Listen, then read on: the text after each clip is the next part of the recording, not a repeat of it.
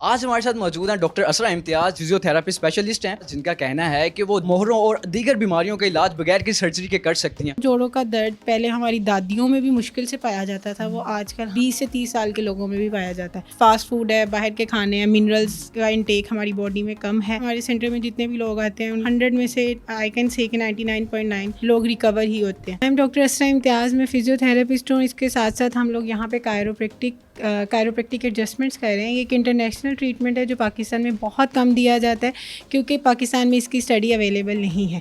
इसमें कुछ टूल्स इस्तेमाल होते हैं जो पाकिस्तान में इजीली नहीं मिलते, बाहर से इंपोर्ट करवाए जाते हैं। उनका पर्पस क्या होता है कि वो स्पाइन की अलाइनमेंट्स करते हैं। स्पाइन अलाइनमेंट्स यानी जो लोग शार्टिका जिस्म के मुख्तलिफ घुटनों जोड़ों के दर्द में मतला होते हैं या उनकी डिस्क का मसला आ जाता है, जैसे डिस्क स्लिपेज हो जाती है, नर्व इम्पिंजमेंट हो जाती है, तो ये जो टूल्स हैं ये आपकी स्पाइन को अलाइन करती हैं और वो जो आपकी नर्व्स इम्पिंज कर रही है, जो बॉडी में पेन, नमनेस, इस तरह की चीज़ें कॉज करवाती है, उनको रिलैक्स कर देते हैं और patient pain free life enjoy करते हैं। जैसा कि मैम ने तारुफ में बताया कि आपका तारुफ ये है कि आप मोहरों का दर्द और दीगर बीमारियों का इलाज बगैर किसी सर्जरी के कर सकते हैं। कौन सी बीमारियाँ?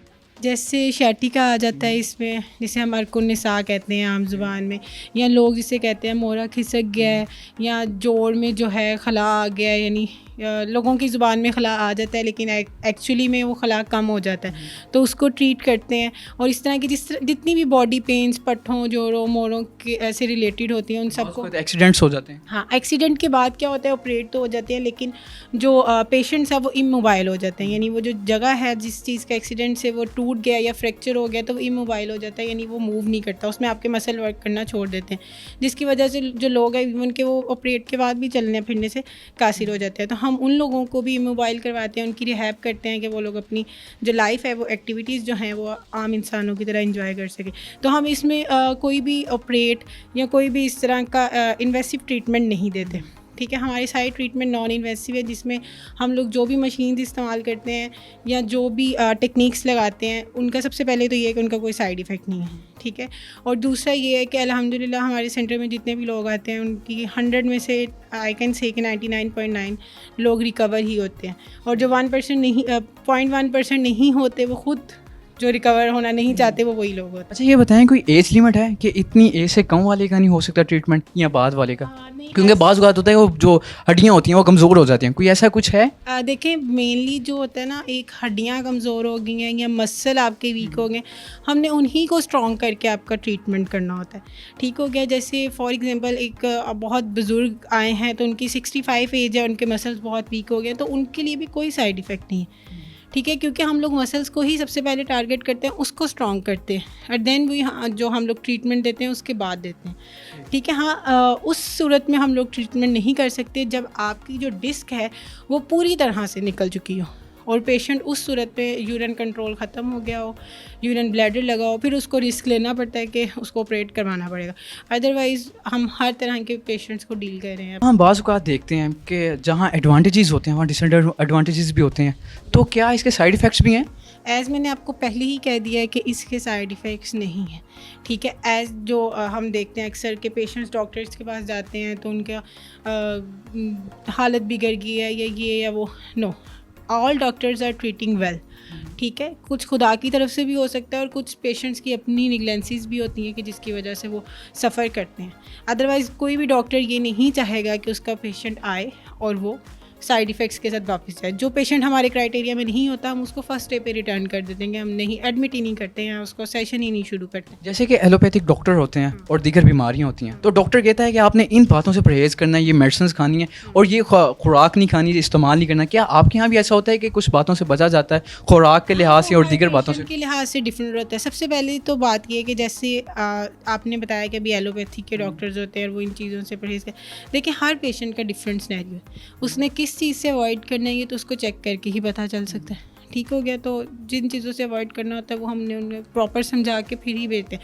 अच्छा, दूसरी बात ये है कि जो हम लोग ज़्यादा डील करते हैं वो हम यही करते हैं कि पेशेंट के जो मसल्स हैं, जो आजकल की हमारी जनरेशन है किसी के भी स्ट्रॉन्ग नहीं, क्योंकि हम लोग स्ट्रेसफुल लाइफ गुजार रहे हैं, हम लोग लेस एक्टिव हैं। मेरा अगला सवाल यही था आपसे कि यहाँ नौजवान बहुत स्ट्रेस में है, एंजाइटी में है, और तो और आज ज़्यादा देर सो जाएं फिर भी जोड़ों का दर्द शुरू हो जाता है, ना सोएं फिर भी दर्द, तो ये क्या सीन है? जो जोड़ों का दर्द पहले हमारी दादियों में भी मुश्किल से पाया जाता था, वो आजकल हम 20 साल के लोगों में भी, 20 से 30 साल के लोगों में भी पाया जाता है।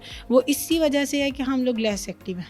ठीक है, हम लोग अपना, जब हम हिलते ही नहीं हैं तो हम पानी क्या पियेंगे, हम पानी कम पीते हैं। हमारी डाइट फास्ट फूड है, बाहर के खाने हैं, मिनरल्स का इंटेक हमारी बॉडी में कम है, और हम लोग उसको उन चीज़ों को प्रॉपर्ली नहीं देख रहे। तो वो लाइफ के साथ साथ जो मसल्स हमारे 60 ईयर्स में जाके वीक होने होते हैं, वो हमारे एट द एज ऑफ 20 से 30 उसमें वीक हो रहे होते हैं। हमारे बहुत सारे व्यूवर्स होंगे जो कि आउट ऑफ सिटी से होंगे, लाहौर से बाहर या हमारे सूबा पंजाब से बाहर, तो अगर आप रिकमेंड करना चाहें कि ये वर्जिश एक्सरसाइज करें तो आपको ये मुश्किलात पेश नहीं आएंगी, वो कौन सी एक्सरसाइज होंगी? देखें, जो वर्जिश और एक्सरसाइज का सवाल है ना, वो ये उन लोगों के लिए रिकमेंडेड है जो बिल्कुल यंग और बहुत हल्की फुल्की सी पेन है, उनके लिए वर्जिशें होती हैं। लेकिन अगर एक अच्छी खासी पेन में आ गए हैं, आप डिस्क इश्यूज़ में आ गए हैं, तो उनके लिए अगर फ़ौरन से वर्जिश स्टार्ट करवा दी जाए तो उनका मसला एग्रावेट कर जाएगा।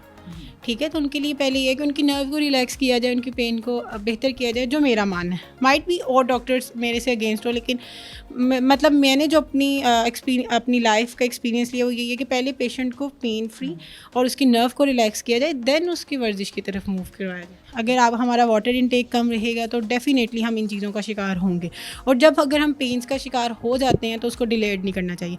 और जो पेन किलर्स हैं वो पेन का हल नहीं है, वो जब आप लेंगे फॉर टाइम बीइंग ठीक है, उसके बाद आप दोबारा थेरेपिस्ट कोई देता है मेडिसिन वगैरह? नहीं, जो फिजियोज देते हैं वो जो होता है वो मसल रिलैक्सेंट होते हैं इन केस के बहुत ज़्यादा, या नर्व रिलैक्सेंट होते हैं इन केस के पेशेंट बहुत ज़्यादा पेन में।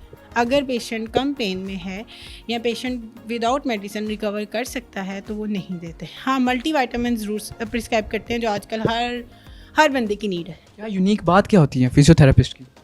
देखें, दे डील विदाउट मेडिसिन। अगर मेडिसिन पे आया जाए तो मेडिसिन का सिर्फ ये काम है कि जो आपकी सेंसेशन माइंड तक जाती है उसको ब्लॉक कर देता है। ठीक है, और वो कुछ देर के लिए आप पेन फ्री हो जाते हैं, नेक्स्ट डे पे फिर आप वही पेन फील करते हैं। तो जो फिजियोज हैं, हाँ, फिजियोज जो हैं वो परमानेंट डील करते हैं, क्योंकि वो आपके मसल्स को इतना स्ट्रॉन्ग कर देते हैं कि उनमें दोबारा पेन नहीं आता। Thank you ma'am.